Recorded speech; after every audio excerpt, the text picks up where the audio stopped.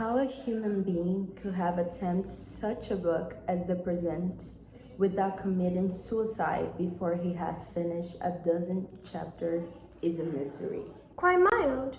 You say this isn't a good read review of some desperate, poor English major who's just been assigned Wuthering Heights for their Romanticism 101 course. It is a book review written 1 year after the novel's publication, contemporary of Emily Bronte herself. This is Book Review 101. Let's go through a quick overview of the history of book reviews and how to write your own in this day and age. Book reviews are analysis or personal reflections of a text, which is often literary, but not always. For the reception, you really have to give it to Photius the First.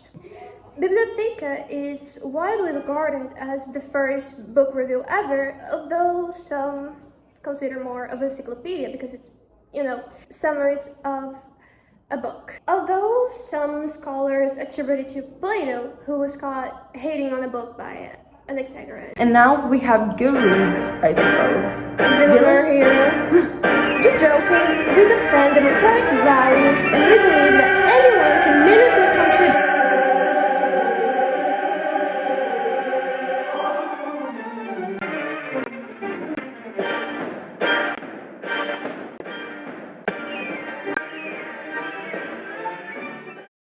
But things only gained steam centuries after Photius I of Constantinople.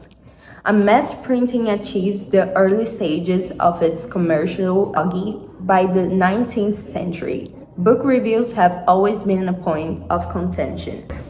Recommending a book to your friends and discussing literary texts have always been a thing, but it was reserved for the selected few who could actually read. But as markets ever change and access to education becomes increasingly widespread among the population, someone has to take on the job to recommend what to read. Take a look.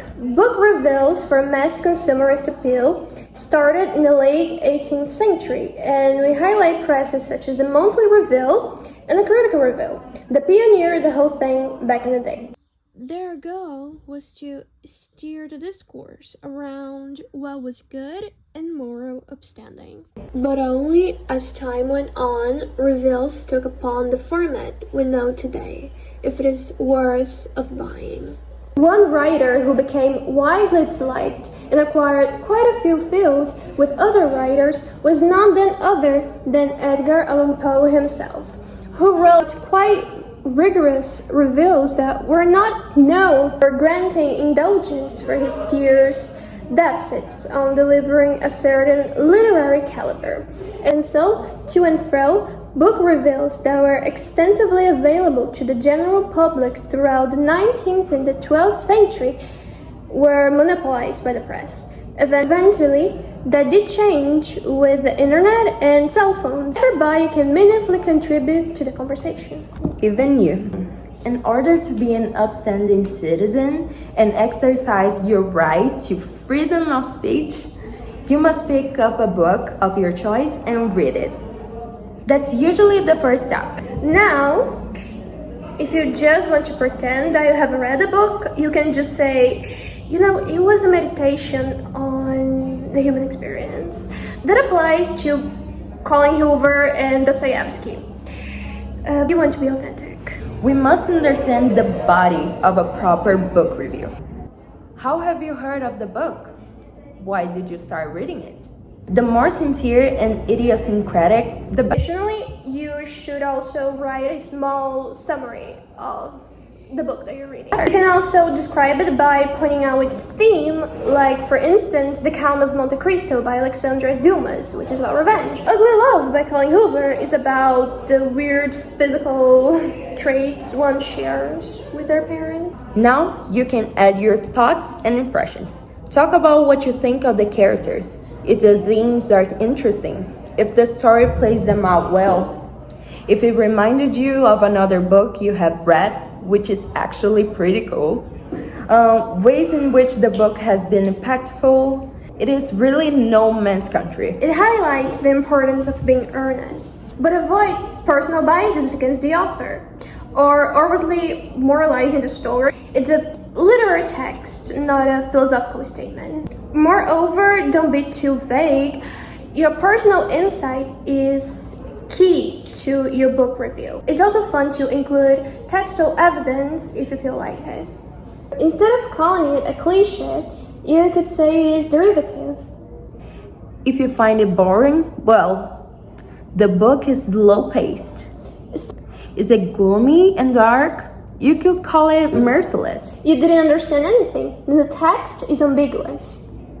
As a caveat, you could call it a writerly text as well, referencing a concept by French literary critic Roland Barthes, which means works with elaborate use of language.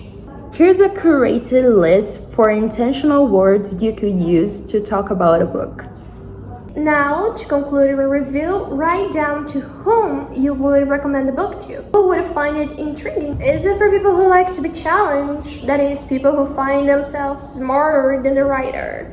For those in a dark mood, sorry about that.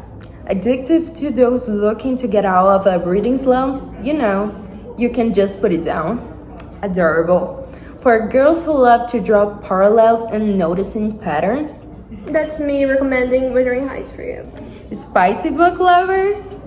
And just like that, you are done and you can publish it on any book review platform. You are now kind of a critic on the side. Ruining writers' dreams. Follow your tradition.